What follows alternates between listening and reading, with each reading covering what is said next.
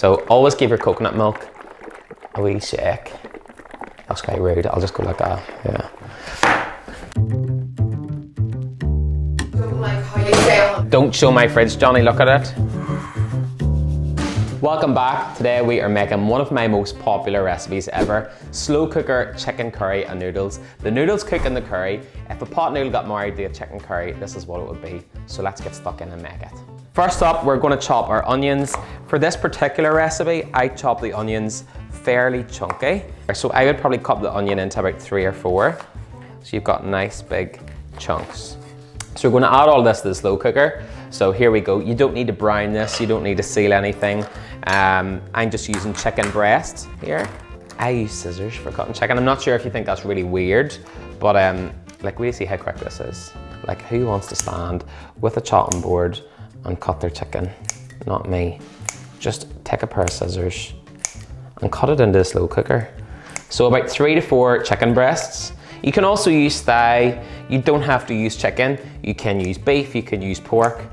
You can throw this on in the morning and you can put it on low, so you can put it on, go to work, come back, and then all you need to do is add your noodles into the curry, because the noodles cook in the curry, and it just makes it really, really flavoursome. Done. Get our onion into the slow cooker, so we have our chicken in there, add all in, and then all we need to do is add our coconut milk. So always give your coconut milk a wee shake. That's quite rude. I'll just go like that. Yeah. You can use light coconut milk. You can use regular coconut milk, but just not the coconut milk in the carton. You need the one that's really creamy in the tin, so it helps it all thicken up. Simply add this in to the chicken, and that is the base for your sauce. That's where all of the liquid's going to come from. Tomato puree. About 2 tablespoons of tomato puree. That's it. So I didn't use a spoon. One last thing to clean. So next up we have our garlic and our ginger. So this is garlic puree, but you can just grate 5 fresh garlic cloves in, but I just do about 1 to 2 teaspoons of this. It's just handy. When you're running out the door in the morning, you don't want to be chopping and grating garlic and your hands are going to stink as well. So about 2 teaspoons of that. And then you can also get frozen ginger as well, but I like the puree. I just think it's not as bitty in the sauce or grainy. So in goes about 1 teaspoon of ginger. There's your ginger and your garlic done. And they can just go in the fridge, take them out whenever, they're great. Let me go and get the spices that's going to bring this curry to life. But first of all, let me show you my spice cupboard. All I need is some crushed chilies and Chinese 5-spice, ground coriander, mild curry powder, and turmeric. So let's get our spices in. 1 to 2 tablespoons of curry powder. So this is just half a teaspoon measure. It just gets into the bottle really, really easily. So I'm adding about 2 tablespoons roughly. And then about 1 tablespoon of turmeric. The turmeric helps give it that lovely color. Let's go. Spread a tablespoon there. Next up we have our ground coriander. So 1 teaspoon of that. Some crushed chilies for a bit of heat. Half a teaspoon to 1 teaspoon of dried chili flakes. So yeah.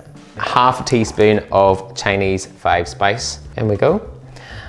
And then just some salt and pepper. Some really nice sea salt flakes. And some pepper. And then we just need to stir it. So mix that all together. Look at all of the colors straight away. Mixing through that lovely creamy coconut milk. Like, you can already see the sauce has now changed color. Like, this is what your sauce will look like. And I find when you cook a curry in the slow cooker, it tastes a lot better because the spices have been cooking for a much longer time. So it's a lot more flavorful. So we're going to let that cook on high for about 3 hours. And again, if you're out longer, you could do about 6 to 7 on low, and then just come back and we'll add our noodles in and let that all come together. Get our lid on, 3 to 4 hours on high, go about our day and come back later.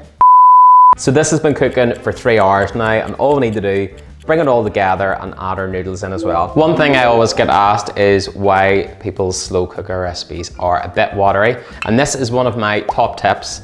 Tablespoon of corn flour and a tablespoon of water, and then your sauce is thickened. Another tip is you could put a tea towel over the top of the slow cooker and it'll absorb all that moisture. But for this recipe, we're just going in with the corn flour. So in it goes. Just stir it together, and it does take a while. It takes maybe about 5 to 10 minutes, but you always add your corn flour at the end. It's lovely and thick. And then all we need to do is add in our noodles. So to the slow cooker, we're just going to add our dry egg nest. These are just egg noodles, and you need about 200 grams. So I'm going to add 3 of these in. And the secret here is to add a bit of stock to give it a bit more sauce so that the noodles cook. So I'm going to add 350 ml of chicken stock or veggie stock, and that just adds enough liquid for the egg noodles to cook in the sauce, whilst not losing some of the sauce as well, because you don't want to dry the sauce out. In it goes. And you can see that's enough now to cover the noodles, and the noodles will release some starch as well, so that this will all become nice and thick. So on this lid goes, and they'll be ready in about 15 minutes time, but just keep an eye on them. That's it, pretty much done.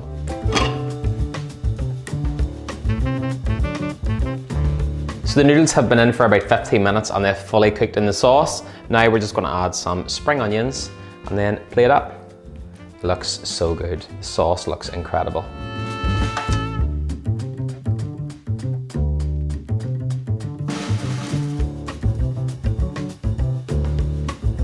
Now it's time to plate up. Look at those noodles and all of that curry sauce. Look at it. It is a bit messy though when you're plating up. Like, it's hard to make chicken curry noodles look really tidy. The sauce is so good.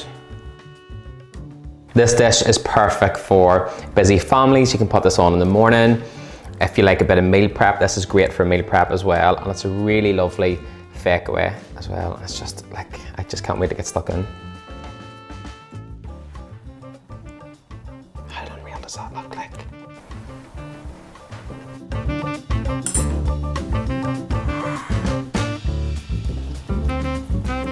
Look at that there. Unreal. Oh. And there you have one of my favorite slow cooker fakeaways. Chicken curry and noodles, and it's incredible. Make sure you hit subscribe for more slow cooker recipes.